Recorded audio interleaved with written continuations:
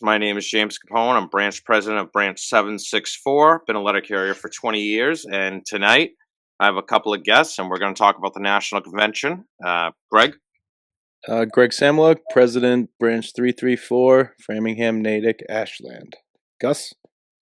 Gus Fernandez, Financial Secretary of Branch 34, Boston. Dan Wheeler, President of Branch 25, Massachusetts Northeast Merged. Here in Massachusetts, 30 years in the post office, 25 as letter carrier. Nice. Great. So we're going to talk about, like I said, the national rap session that was held November 22nd through the 24th, was it?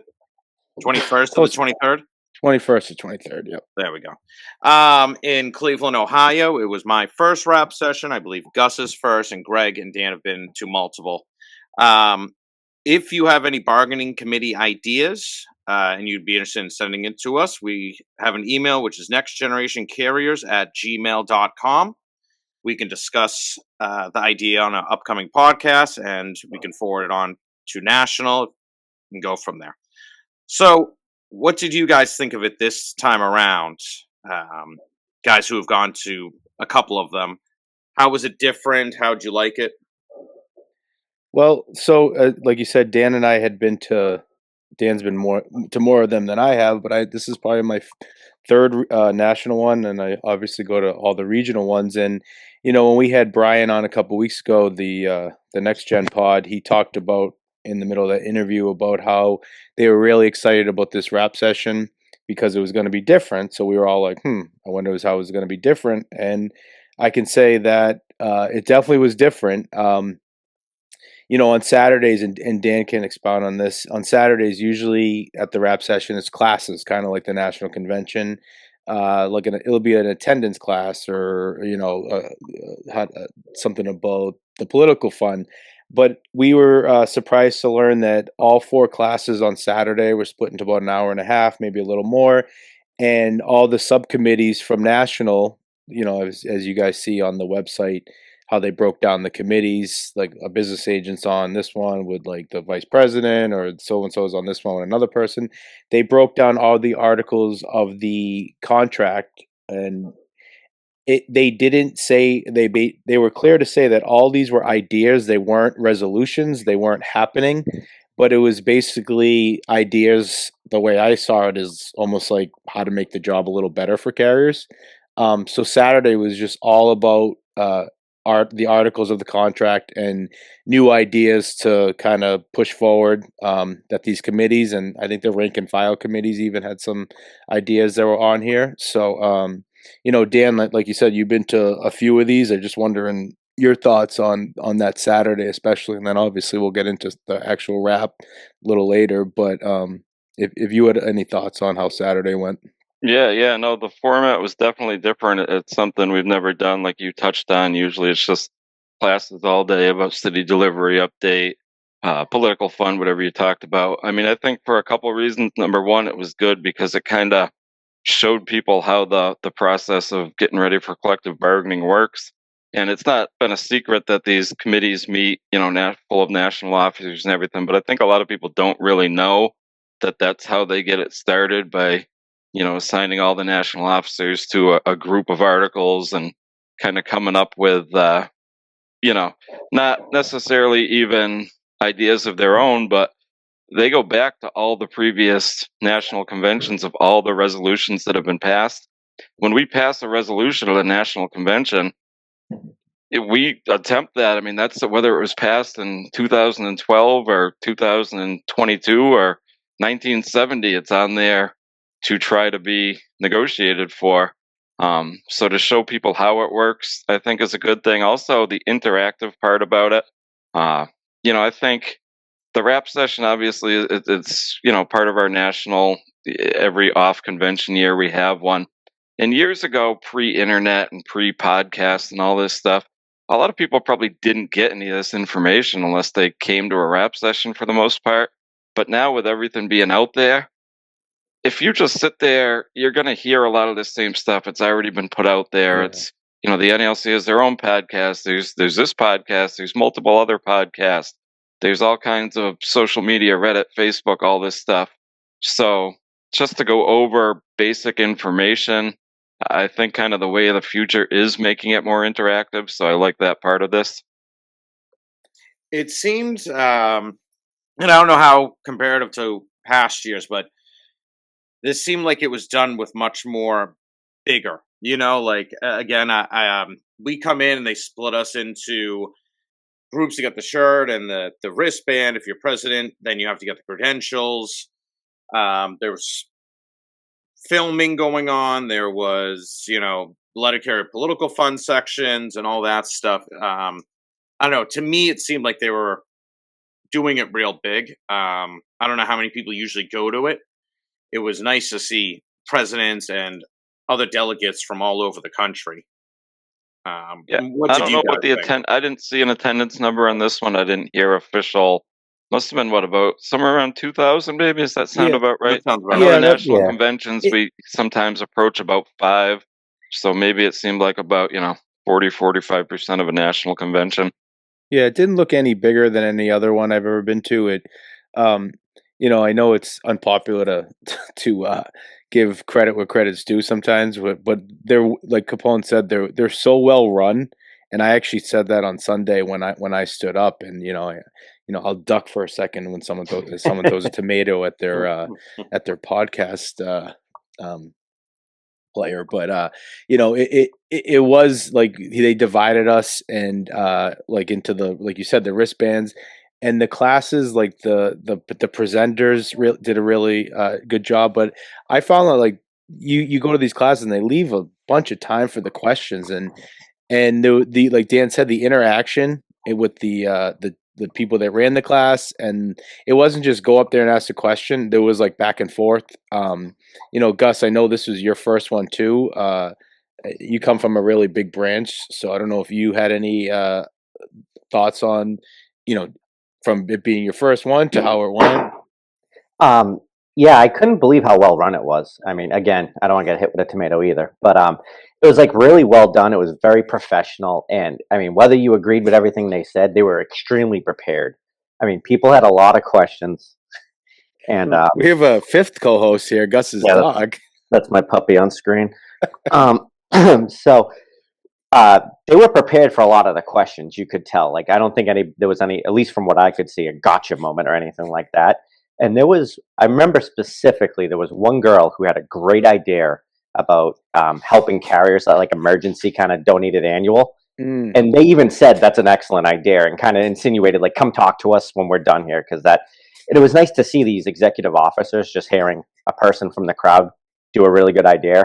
And they're like, yeah, let's talk about that. That could be something we could try to accomplish. So I was pretty impressed. I didn't agree with everything, but Sure. you, Yeah. you're not going to agree with everything, No. and you shouldn't agree with everything.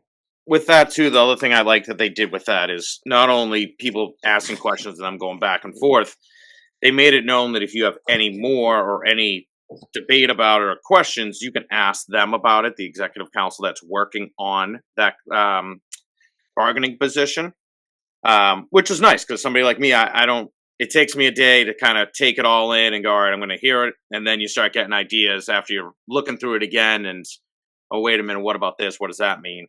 And they make themselves available to continue talking. It seems like a way more open process than I had heard it had been in the past. Yeah, and even like the ideas, like we can get into some of them. Like as I said, I can't remember if I said this while we were recording or before we started recording.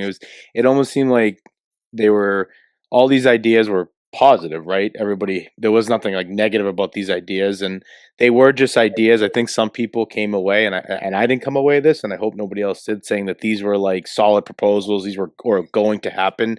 I didn't get the impression, and I heard someone say that somewhere else, that people came away thinking all those ideas were going to happen. Like, for example, one of them was the work assignment list and the NS day list. Now, like that will probably be a resolution at the next convention, or maybe even negotiated in the next contract. But stuff like that, stuff from Article 8 stuff to even stuff like real lunch. And you say, what's that mean? Kind of like break the line of travel.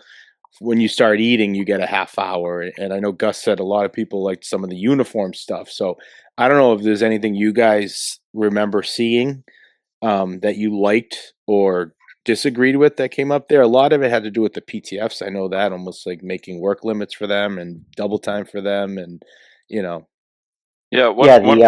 oh, Oh, I'm sorry. Go after you. ahead, Gus. No, after you. One of the things that I saw brought up more that I don't think a whole lot about because you've been around a while and you just kind of accept things are the way they are. But I was surprised how much talk there was about 204Bs. And yeah, listen, I was there for all of it. You know what I mean? Like right now, you lose your root after so many months, and people are like, you should lose it after a month. And somebody was like, well, I lose it the first day you go 204B. right. You want to be a manager, be a manager. Mhm. And I like that stuff. So like some of the stuff, there was actually a lot of 204B talk in the one I was in. So it was good because it just kind of showed, you get to hear from other people what's on their mind and things that you, as somebody who may have been around, whether you've been around a little bit or a long while, just doesn't really think much about. You just kind of accept things the way they are, and you're like, yeah, no, we could make any of these resolutions. And again, like Greg said, these are all ideas, and even if they get passed as resolutions at the national convention, it's just something we're going for. Obviously, it's nothing that we can just implement or just tell the postal service this is what we're doing, or something that becomes a rule. I mean, we could pass a resolution that we get an hour paid lunch, and obviously we'd never get that. So it's just something to fight for. But I liked It being able to hear a lot of stuff from a lot of different people on what they were thinking. it seems like with the 204B one you were mentioning, if you think about it, one of the big things is workplace harassment and behavior, toxic work environment. I think the feeling at the NALC and even the post office is probably pushed is it's mostly 204Bs. These people are just learning and, da da da. And is that a way that they're putting in there to address the behavior and 204Bs, just so it isn't somebody going over there, failing out, and then just coming back to the craft? Or even I know one of them had a time frame. They cannot become a 204B until they've been here for 5 years. Oh yeah, I remember that one too. Yeah, So you don't have somebody who, carried a week, decides to go 204B because they can't handle it, and then they just have no ability to talk to people. They don't know anything about the job, and they just meet with aggression. yeah, Yeah, no, the 204B thing is weird, right? Because a lot of people, I think, come in with the intent of probably going to management as quickly as they can. So you end up with these people who barely never learned to do the carrier job before they became managers.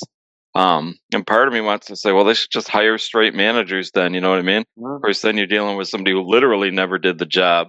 But yeah, I don't hate the idea of making somebody wait a certain amount of time. So they, I mean, at if they least in hire theory, knew the first job they were doing before they move on to the second one. Yeah, if they hire from the outside, you may end up actually having managers that went through classes on how to manage and, all the things that every manager in the world has to attend except for the post office, where they just turn you into a boss and good luck. They might actually have some training on how to deal with situations. yeah, Yeah, I mean, I think it's obvious that the Postal Service is horrific in training their people. They did, at one point about 20 years ago, maybe more, they did have an initiative where they started hiring people. I knew a guy that had been hired off the street as a manager. They did this program once, but they didn't stick with it. There were a few people around that were actually hired straight into management. But yeah, the Postal Service just does a terrible job. I've known supervisors who've been in the full-time supervisor job a year or two, and then they go to the supervisor training. yeah. They finally get around to sending them. It's like, guy's been doing the job for 2 years. What's the point?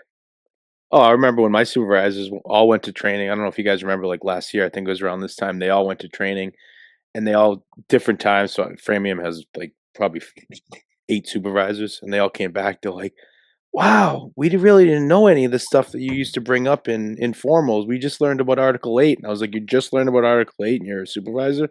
It's like that. Why are you admitting that stuff? But Gus, I think you had a point on, I don't know if it was about the 204B or just about the classes in general. Well, I enjoyed their part on the uniforms. It was nice to see they acknowledge our uniform situation is not sustainable. You know, I think they even said, at least in our class, that somebody has 30 years in, they can afford everything, but they don't Mhm. need anything. Right. And then you've got people with 2 years in that can't afford anything, and they end up not being able to really have anything. And even some of the clothing options they offered, like I think one of them said they were trying to get like a hoodie available. Yeah. I think that got a round of applause, at least in our class. People that perked everybody up hearing Yeah. about a hoodie. And they just kind of went over some of the challenges and some of the issues they face with that. But it was nice to see our leaders like acknowledge some of the things we face, going box to box, house to house. Sometimes they feel a little detached in DC. Oh yeah. And it was nice to hear them say, like, we understand what's going on. We're trying out here. Yeah, like I'm with you on the uniform thing. I mean, there's more than two, but for me, there's two things that are just a straight up embarrassment for the Postal Service that they haven't been able to fix. How long it's taken us to get these vehicles and the uniform thing. Yeah. The fact that the uniform situation, I mean, number one, just to say that the uniforms are outdated and we just need better options, going into 2026, that this is still what they are. And that we still have a necktie as part of the official uniform and all that. But number two, not even to talk about how the prices have just gotten out of hand. And if you want like the Gore-Tex rain jacket, hey, great that we can roll our uniform over allowance to another year, I guess. But you have to wait 2 full years to get a good rain jacket. Yeah, I'm sure we've all worked with some of those old cats from when they were completely in uniform all the time. The uniform was completely respected. You had the military code stuff. And the way that we used to be like that to now you have people in jeans carrying routes and absolutely no uniform. The uniforms are outdated, like Dan said. It's just going back to that uniformed look with good quality things and that we look fucking presentable is something I think a lot of people don't have an issue with. It's just they're not giving us the money to do it or the ability to do it. Right. And I mean, our brand is the letter carrier. And then you have people who aren't in uniform. And it's not helping our brand either. We should be the most professional delivery service in the country. I think we are. Now let's look the part. You look at some of our competitors, excuse me, some of our competitors, like a company that wears brown. I've never seen one of them out of uniform. 100%. I've never seen one of them out of uniform. It's insane. And it's like, why can't we be like that? And from a post office point of view, you want us in uniform. We want to be in uniform. Why can't we figure this out? It seems like one of the few things everybody agrees on. So it should be easy starter. Good quality stuff. I mean, UPS, like you're saying, they're never out of uniform because their shit is quality. Their jackets are really nice. They can afford, they get these things. Yeah, I mean, look at the pants. That's the frustrating thing about it is that everybody agrees it's a problem. Well, if everybody agrees it's a problem, you would think we should be able to fix that. Well, it's the post office not being they're not being proactive. They react to everything. It's like there's a hole in the ground. Everybody's just standing around staring at it and say, "How are we going to fix this?" But nobody's actually filling the hole. They just don't know. And I think it's a coincidence, but I think the almost the downfall of the service over the last 2 decades. You could see 2 decades ago there wasn't a person out of uniform. In the last 2 decades, you could just see people delivering, like Capone said, in jeans and t-shirts. And I have people PTFs who have a uniform card and delivering in leather jackets the other day. And oh, they must have looked pretty cool. What you're saying about the post office, is reactive. I also feel like sometimes they know it's a bargaining point that somehow we fucking negotiate with them for something that they want to give us, and they use it as a negotiating point. They're not going to rush and fix it because if they fix it, then they can't negotiate with the union about it and then say, "Oh, but the uniforms, if we raise it $50, we can't give you that raise over on this side." They use it as part of the overall financial pie, and that's a solid question. I wonder if the additional uniform allowance is part of the financial package. Oh, I'm sure with our pay and benefit. Like if that comes from the same pot, that'd be a good question. I think that they come in with whatever number. Here's 9.9 billion. That's the most the contract can go up. You figure out how to split it up into pay, health benefits, this, and that's their number. And then we're going to negotiate everything underneath that. And there's no negotiating that number and saying, and individually saying, look, the pay has to go up this much, but the uniforms can't. They're counting it all together. It's all part of the same financial pie. Yeah, 100%. And there's no reason why uniform should be. They want us in uniform, but they want us to buy the uniforms. It should. I mean, maybe it's because I just watched The Pit. But when they lose a scrub, they just put it in a hole and it returns a brand new scrub. Oh yeah, like the scrub machines at the hospital. The hospital. Yeah, you put one in, you get one back. Yeah, you get one back. But I don't know if anybody had anything else for for the Saturday thing, just like the different articles. I'm sure, So we're was Article 8 on Saturday? yeah, Okay, so I have a list of things. There's so many, and I get they're just bargaining ideas, but some of them I found really interesting, and some of them are back and forth. The use of PTFs and CCAs before mandating off the list. I think that's something that a lot of us kind of miss out. Where if Greg's not on the overtime desired list, and I'm hitting V time, they can get Greg to do that overtime before a CCA or PTF is maxed to their dearly limit. right. PTF could go home in 4 hours if they Yeah, really want. Yeah. so it's something to fix that situation in areas where people are getting forced and the CCA is leaving early. The eliminate the exclusionary period. That's one I'm sure that's always been there. A lot of people don't know. I was explaining to a carrier before that the reason we have the exclusionary period is we never had V time. And we negotiated to get V time, not the other way around. A lot of people think we gave up December at some point. We negotiated to get it, and they had said, okay, we'll give it to you, except for December. And the fact that we're probably always been going after getting December back, the post office has been fighting. Now that we get the 2.5 times during December, the over 60 and over 12, it seems like they might be willing to discuss that a little bit more. Obviously, it would come from the financial pie. But, a couple other ones with the additional pay for working hazardous conditions like weather. That was one. There are sometimes when you're carrying and it's storming out or whatever, and you're like, Jesus, like most people have been called off the street. Most people aren't out in this, and we're still going. We're going to see a little additional pay for that. Are we getting that COVID pay anytime soon? Yeah, I know, right? That was a joy. Yeah, Austin's got it, though. I could see Austin's that got one. it. I could see that one being really hard to manage. How do you determine And that's what the is thing, hazardous or criteria. what is not? Like, obviously, there's probably some situations we could all agree, but like, where's the line on that one? I could see that one being really hard to. How would you make that determination? Yeah. Increase in hours and sick leave dependent care. I think that's a big one because we've gone kind of towards a switch where the post office, usually it was somebody who had a wife or husband at home.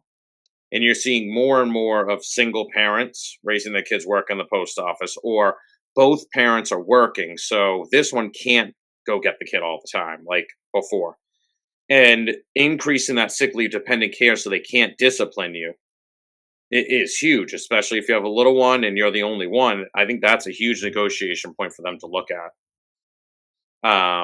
The increase and separate bereavement leave. Yeah, That one I found yeah. really interesting. You have a very close family member pass away. 3 days is, it's tough. You'd hope that you're in an office that they would be willing to work with you, but there are definitely offices that they hold that 3 days. I don't care who it is. So I must have read that. I thought it was like almost treated like jury duty. Like there's going to be a separate. Did I? Oh, that's one of the other things. Oh, okay. Increasing Yeah, the 3 that's what days I remember. and a Giving separate. you separate leave. Yes. Right. Because now it's sick or annual 3 days. I mean, I don't know. I can speak for my office where if someone has a parent or someone close to them die, believe me, they're out for more than 3 days. It's not an issue. They probably Yeah, send them an the FMLA current packet. bereavement's kind of like FMLA, right? It just Yeah, protects right. you using your Yes. leave, but it doesn't give Right. you any leave. Right. Yeah. The combining ox fruits was one that I liked. I'm lucky not to have been in a station that's had it that I can remember, but if you're in an office that has two ox roots, it's a killer because those two got to equal a root. You could figure out something to make it. So combining that, I liked that one that they were discussing. I'm trying to think if there's any Having other two big ones. ox roots in one office is a microcosm of the post office. 'Cause Yeah, you got to figure it's gonna like either you would have one ox root that's 6 or 7 hours, or if you have two ox roots that are 4 hours. I think even the newest supervisor could probably figure out that 4 plus 4 equals 8 and put those together and make one root out of that. But so I don't know. yeah. The other ones like the leave credit when mandated overtime. So if you're off the list and they're forcing you overtime, not only do you get the pay, we're going to give you leave credit as well for forcing you. Like, you should already get the overtime pay, but we forced you, so now here's an additional penalty. So Hmm. Greg does 2 hours forced overtime. Maybe they give him, hey, we're going to pay you the overtime and we're going to give you an hour of annual leave banked. Like basically as an incentive to reduce forcing Yes, as yeah. much as possible. I like that. And I also like the, it's interesting. The no forcing based on age and years of service. So we have the situation where you don't have to throw standard if you have, what was it, 56 with 20 years of credible service. I know one of you guys will know it off the top of your head. Yeah, I think it's 55 maybe. Yeah. 55. Something, yeah. So at that age, there is a provision in the contract that basically protects you for not throwing the standard. The only standard you have is throwing mail. That one kind of, I know it's not deadlocked, but this one would be using those years of service and age for not forcing outside, for overtime, mandating overtime. It's something that, you got a 7-year-old guy in the office and they're mandating him, but this guy's going home. You kind of get it. Like, this guy's done his time. He's old. Like, we're going to mandate him another 2 hours today. So that's one I found interesting, but I also could see it being very divisive. Oh, 100%. I could, I mean, seniority should be worth something, but I could clearly see the argument too. Like, well, you're telling me, I do the same job as this guy just because he's been here longer. He gets benefits that I don't get. It kind of goes back to the thing we debate every couple of years at the national convention, the locality pay, right? Well, Mhm. we should get more because we live in this area. But then people say, what do you mean this guy is going to get more for doing the same job? He's worth more than me. I could definitely see that argument being made with what you just brought up, Capone. Yeah, it seems like they had a few of them that were kind of ones that you could see going both ways. The CCA, the designated holiday for CCAs being considered an NS day. Mm. That one I always get is, all right, are they going to, because they get the additional guaranteed one NS day a week, are they going to use their designated holiday as their one NS day for the week? Or are they going to get another NS day where you get your set one day off a week and the designated holiday will give you off as well? I got a Yeah. solution for that. Just get rid of the CCAs. Yeah. Yeah, right. That is a very good It point. just seemed like so much of that was like, the last couple of years, you've seen everything at these conventions focus on the newer people, the newer people, the newer people, and as we've seen with the retention program, they can't keep anybody. I know it's gotten a little better, but they have to find a way to make this job more appealing. As eventually we'll get to the talk on Sunday, but the job needs to be more appealing. Maybe if they can't pay them, they need more leave. I know we're down at one table now, and it used to be two, but it really is still divided in two. All of us are fortunate enough to be top step on the old table one, but they have to make this job more appealing. They like to these newer people, and I think that's what the focus really is going to be. I'm sure going into the next negotiation, the leave increases for PTFs, like Dan said, I don't think you're ever going to get an all career model. I just don't think they're ever going to agree to that. But you could limit the probationary period. You could do like maybe the 90 days is your CCA time, because you're never going to be able to hire if it's just you're part timer, and you don't have these rights. Yeah, like the stupidest thing is like But they're not guaranteed 40 hours a week. So how can you live on that? And well, they and have you're to so find that right too. solution. Have you ever tried to talk somebody into applying to the post office recently? Or No. talk to somebody about applying? I've had a few friends or family that are looking for a job, and you're like, look, they're younger, like look into the post office, and then you see the look of, so wait a minute, I'm going to make the same as I can make almost anywhere else, but I also am going to be outside all fucking day, no matter what the weather. You also hear the horror stories of the post office. Since they're friends or family, they know what you go through. And, even as simple as I'll have a buddy say, what do you mean you can't ask for this day off? Well, yeah, we're only allowed 3 people off. That makes no sense. We just, I have personal days. I take a personal day. I just tell them I'm not coming in. It's not worth it. It's a tough And sell. there's no sell. Even, I was trying to get one of my younger carriers who's kind of thinking about quitting. I'm like, look, the top pay is good. It's not great, it's not unbelievable, but it's a good pay for somebody who most likely didn't go to college. You know, you get these 5 weeks off, you get these benefits. These are great things in the end. The retirement's unbelievable when you're 56. And you just look at the look on their face going, I how long is this? 12 and a half years? I have to wait 12 and a half years to make Yeah, this a decent job? yeah. To your point, Capone, the thing Jesus. that the post office has to deal with, and we have to deal with at the union, is that the younger people have a totally different take on the job or jobs in general. It's just a fact, and I'm not knocking it, but it's very much, am I happy now? I mean, I see people Mhm. quitting 2, 3, 4 years as a regular, and they're just out the door. Nobody Right. ever did that years ago. Like you tell somebody right now you could work this job 30, 35 years and get a pension. You might as well tell them you could work at a million. Mhm. They don't. The long termness isn't the hook it used to be. It used to be getting to the post office. You can stay there forever. That doesn't hook people anymore. People don't care if they're getting their head kicked in and not being treated right, and the job's not going well now. They don't care that they could stick it out 30 years. They're going to go do something else. I mean, it's just the way of the world, you know. Years ago, if you worked a bunch of jobs, it was like, what's wrong with that person? People bounce around all the time now. They'll go do something else. Yeah. And yeah, I mean, I think that's one of our biggest problems as the postal service. We can't retain people, and we've talked about this before, but they got to figure out a way to, and obviously the financial is a big part of that. Yep. My son, who's a sophomore at Framingham State College over by Graig, he works at Trader Joe's, and I think a new CCA, he's making about 70 cents less there than a new CCA. And not to pick on my son's Trader Joe's job, but I guarantee it's a lot easier than being a mailman. I hope he's not the one that was waiting on my wife yesterday because she had a complaint about the. Impossible, no way. He's very professional. Go ahead, Gus. And it's also wild that geographically you'll have 3 towns. 2 of them are CCAs, one's a PTF. It's amazing. Yeah. Right. Where's everybody going to get hired? And then they'll literally have that shocked Pikachu face. Like, why doesn't anyone want to go to these other 2 towns?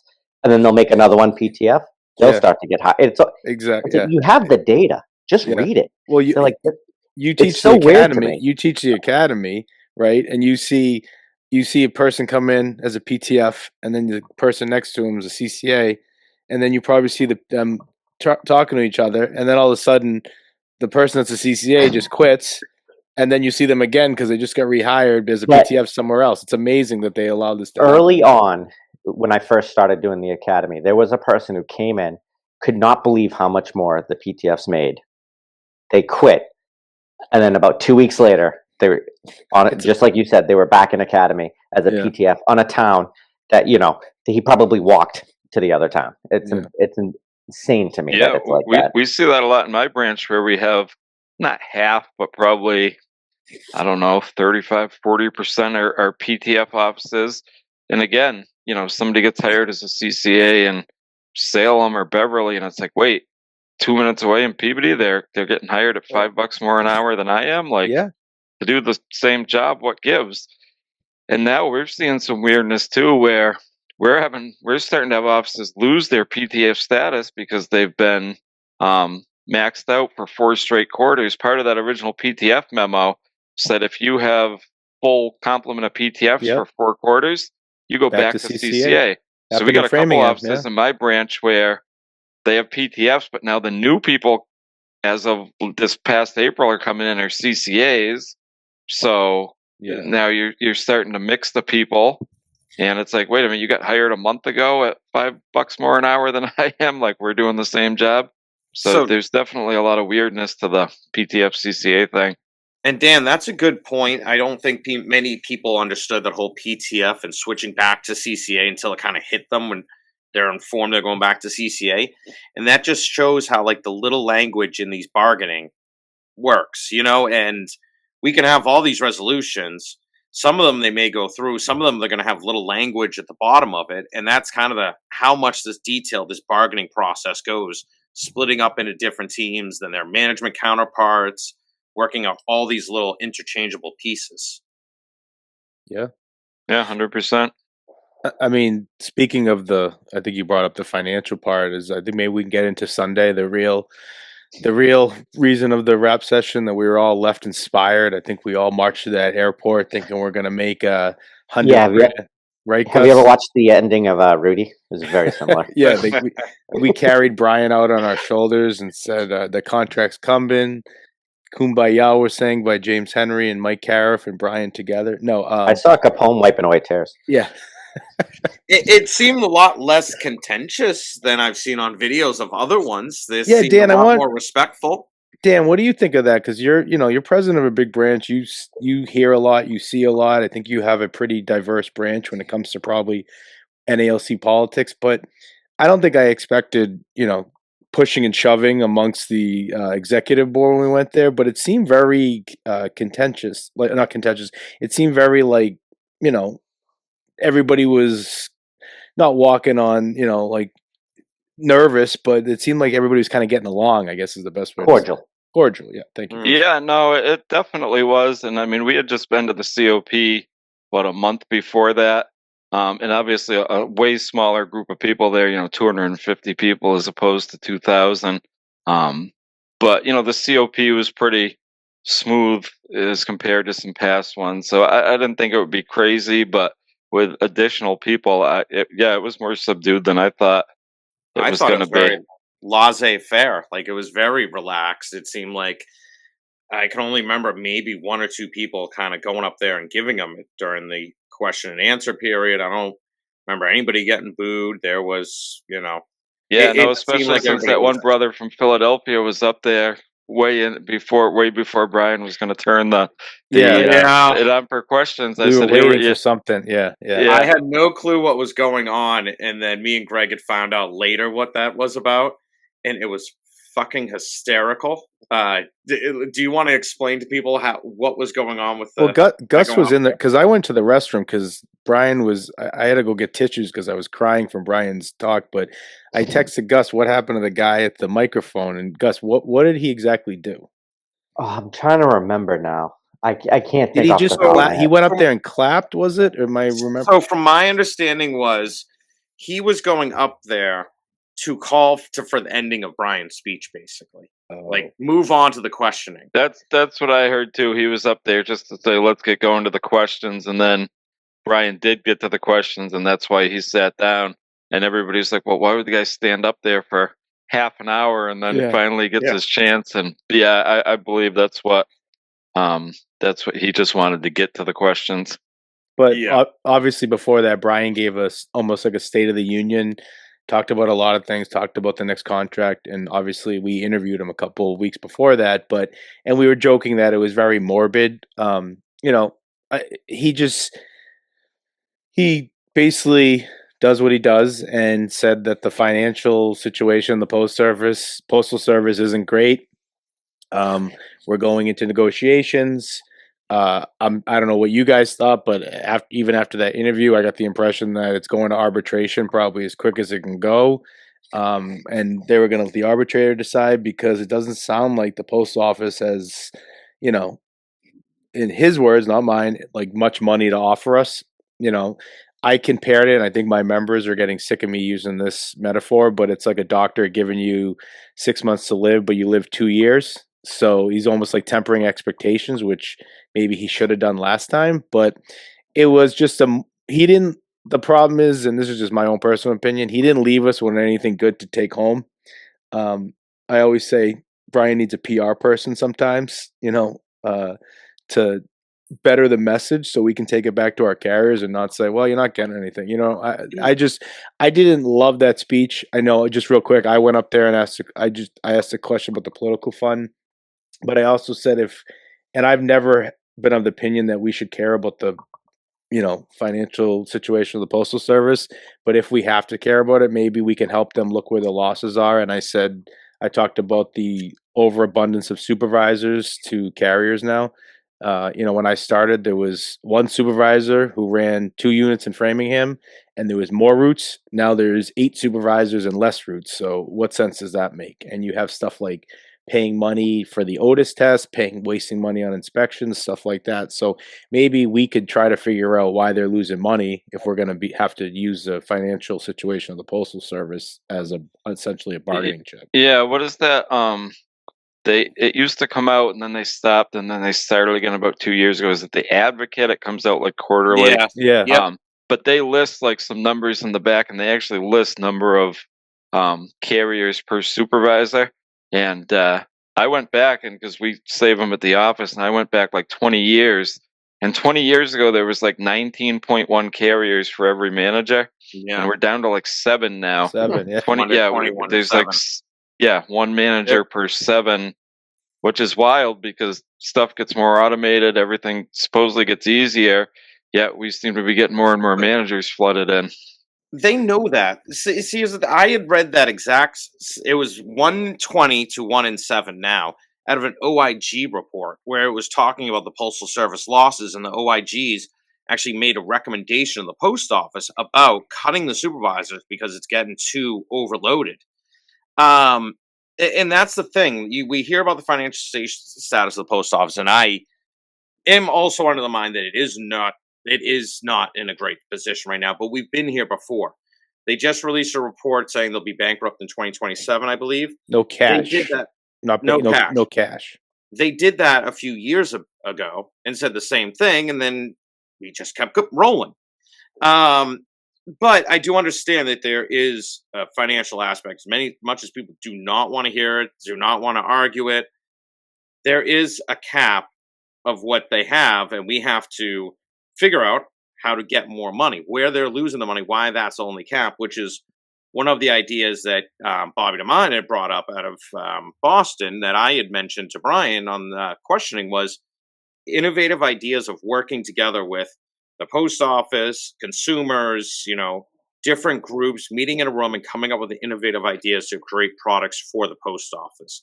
That means getting with the post office and bringing up the exact situation of the supervisors, showing where there can be money created to do this. And yeah, it sucks that we have to do the job for the post office that they should be doing. But let's be honest, any of the guys that have been here for a while, we've been doing that shit forever. Good point. Yeah. We have always Mhm. fucking picked up their fucking ball that they drop. And honestly, we're the ones making save in the post office. I always tell my members, the check it says from your customers, because they're the ones, the post office are the ones that are trying to fuck this company and sink it and ruin it. They're the worst thing for it. But we're the guardians to save it for the customers, the service aspect of it. They fail at running a business.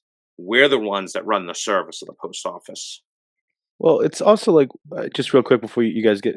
I took up way too much time earlier, my little soliloquy, but it's the idea. And I was talking to someone in region Dan and I were at the Region 14 holiday party the other day. Is people were celebrating the fact that Amazon might be leaving. That's not a thing to celebrate. I get that they just drop off the big stuff, but we need those companies. We need UPS. We were talking about this before we started recording, but you don't celebrate people like companies leaving. Yeah, you negotiate a better deal and maybe a better time to drop, and then we don't have to wait for them. But you want to bring in business because any loss of business is bad. Any more be loss, bad. You have no negotiating ploy, and and like it or not, Brian's negotiating the next contract. So if I can ask you, if you guys saw the thing that came out last week talking about Amazon and all that, what do you think about the Postal Service announcing that they're opening up the bidding for the last mile delivery? I like that for the idea. beginning of next year. I mean, we had talked about it a little bit before we came on, but honestly, if more people in the public knew that the post office is the ones carrying all these other 100%. delivery services, Yep. and the only reason they look so good 90% of the time is because we are the ones delivering it, and we need to get that business, and those companies are cutting as much as they can to get it delivered because they can't really do their own. UPS is trying to come back to us with the SurePost. They wanted it back and they failed at it miserably. Amazon's been saying forever that they're going to come up with their own system. However, they are going to fail at it miserably because they rely on us so much that they ever got all their packages and realized how much we do.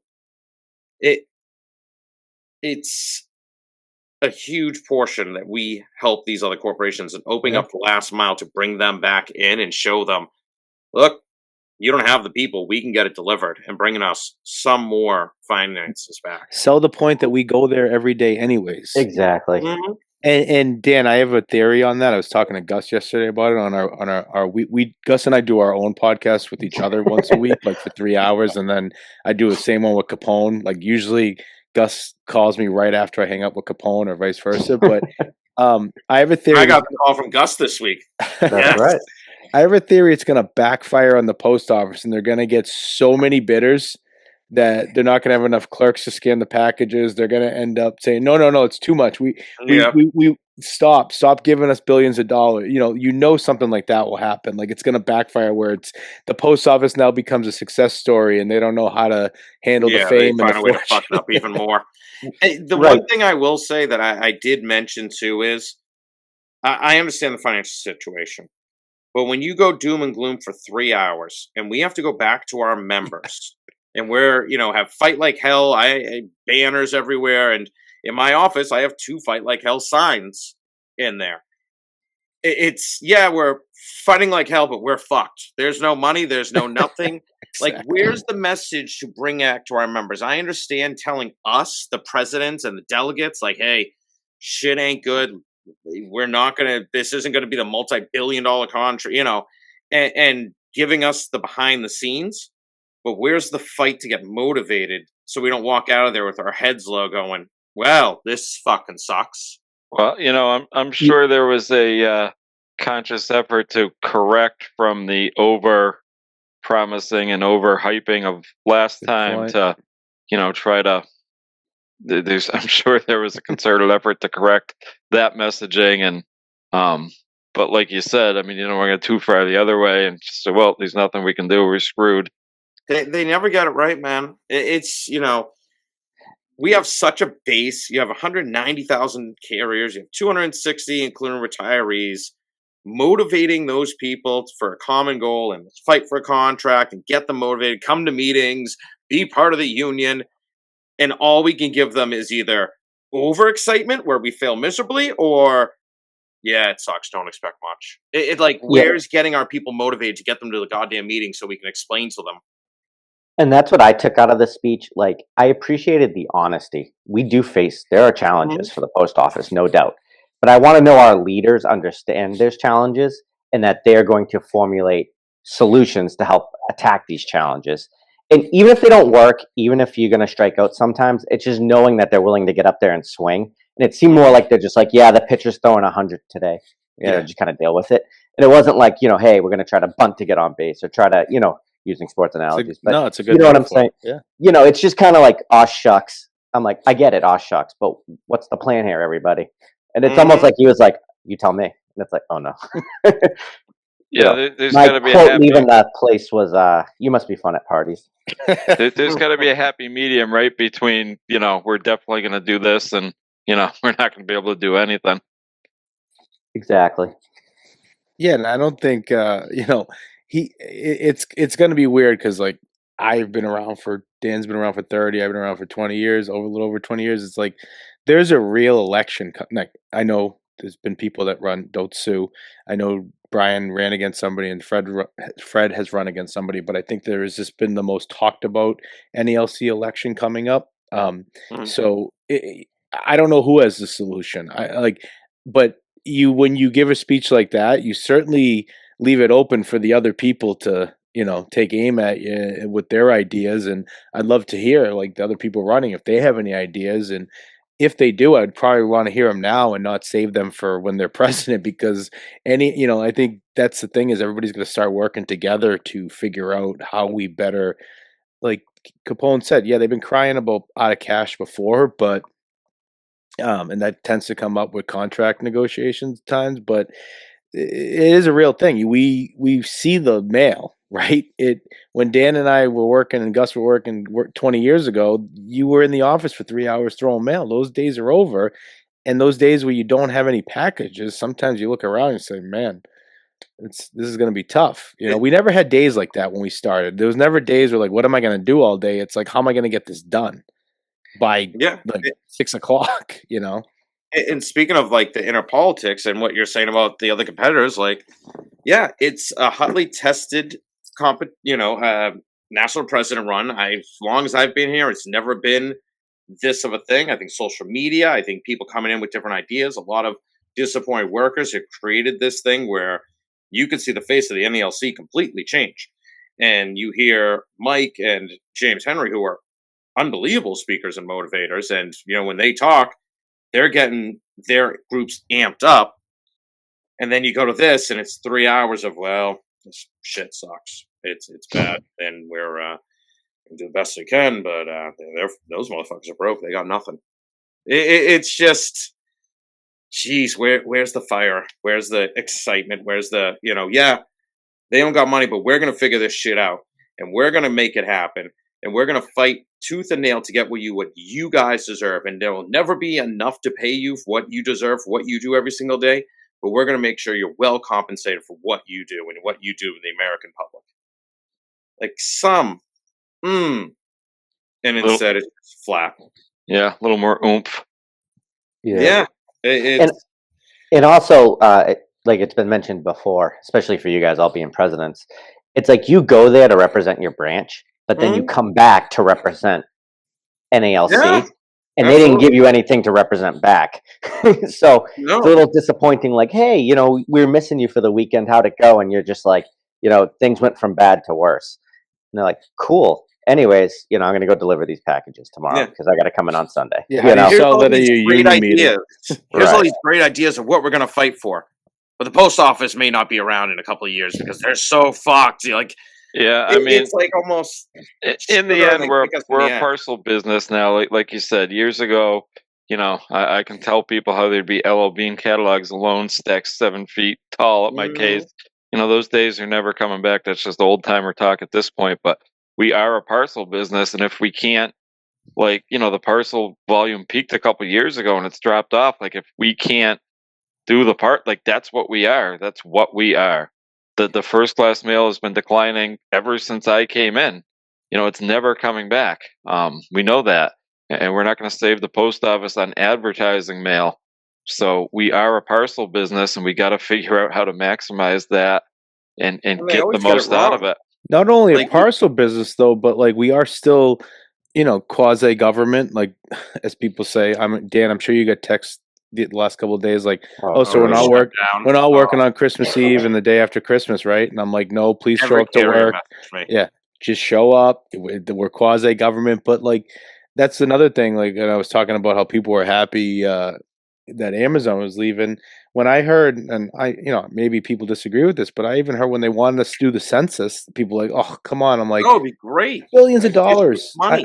Am I going to have my, the member that I can't get to do everything right to do the census? Probably not. But I know every office has a solid group of carriers that you would even love that responsibility and take it seriously enough and, to something extra like that. No, I don't think postal banking is ever going to happen. But there's I think Capone brought it up, Bobby's resolution about innovative ideas, maybe a think tank of how to, it's still the government. There's got to be, sometimes the government does work, I know people always have a problem with it, but there's ideas that can make this work, and it's a service that's lasted for this long. Do you really want to be the administration or the people that let this service go into the next store in 50 years? But that's the thing also is you got all these ideas that we can, outside the box built in, but we can't get the ideas that we have. Customer Connect. How much are they really pushing Customer Connect? It's like a fake push. Customer Connect, and this is how you do it. And I know the union sends us emails. Hey, make sure they're giving these Customer Connect talks. So the union has a hand in getting involved in this. But where's the?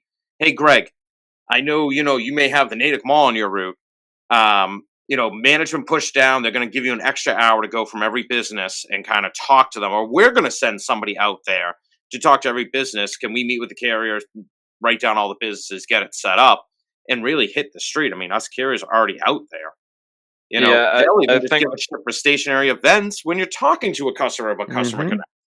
I think we'll let it go back. It goes to your point where I brought up opening up the last mile contract, and you said, well, they'll find a way to screw it up. The Customer Connect is a great one. But unfortunately, the post office still has to manage it, right? We can go out there, we can talk to the people, we can get the. I have multiple carriers who have told me I ain't doing that shit anymore. Like they never followed up on my lead. I look stupid. Like this didn't. And listen, we've had I some great success. You can look at the numbers.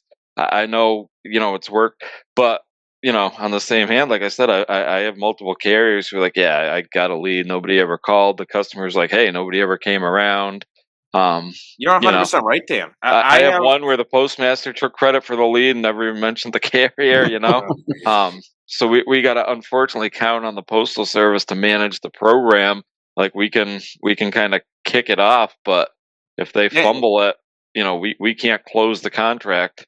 you're 100% Right. right, Dan. I had a mostly residential route, and there's a couple of customers that would ship things out, like maybe small home businesses, and they're talking about customer connect, and I'm saying it during meetings. I'm like, but I should be living it too.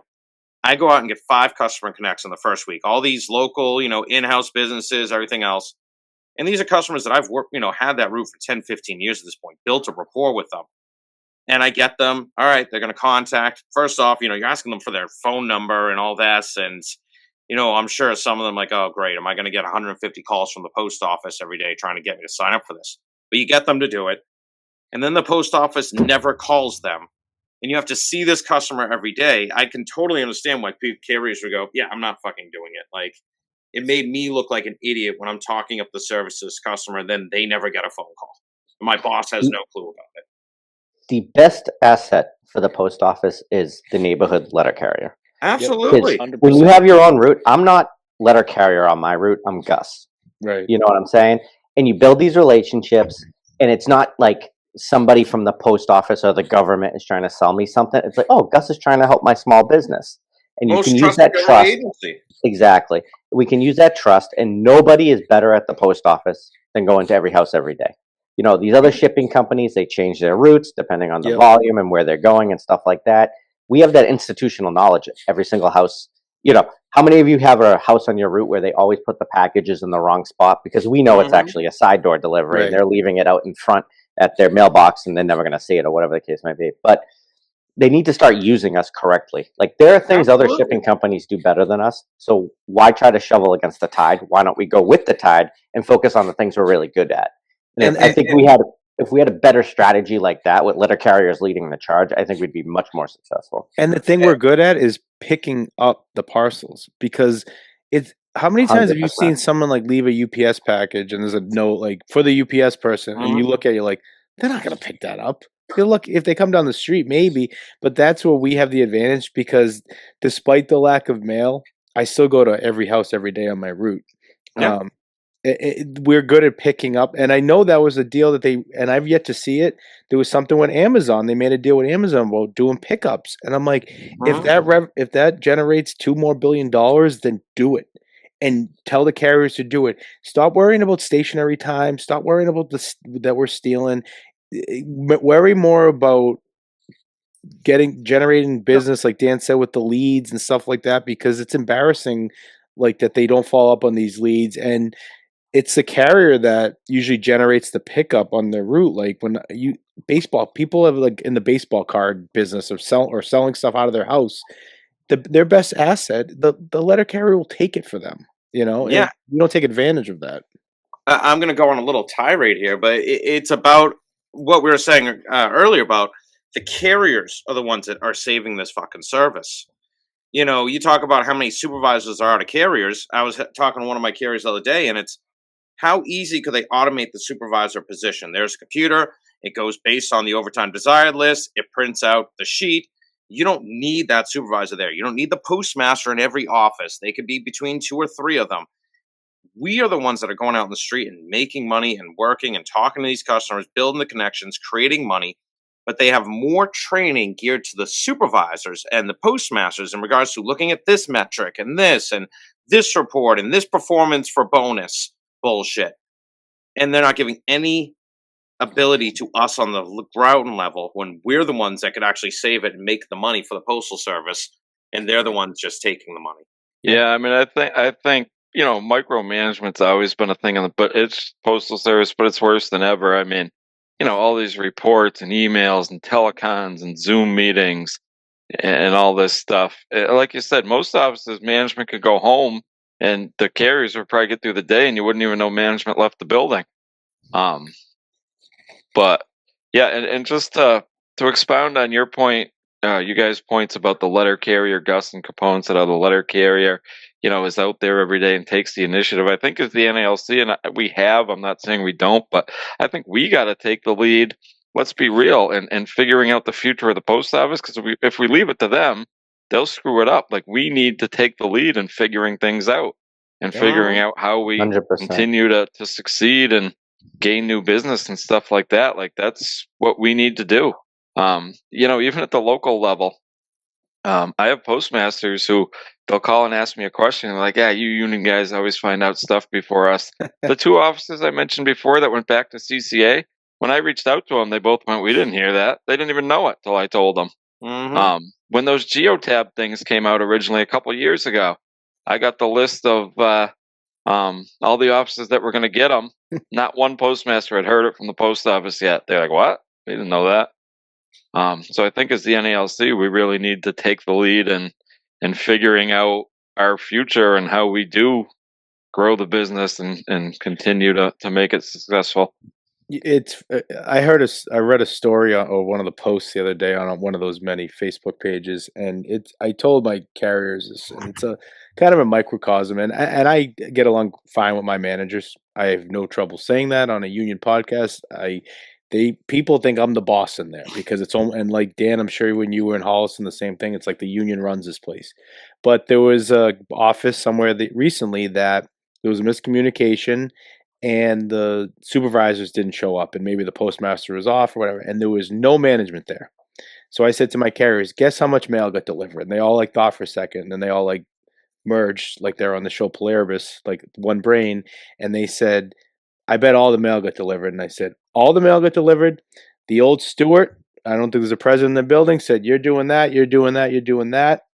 And the place just ran smoothly. Now, do I think that's going to happen every day? Because eventually there'll be arguments.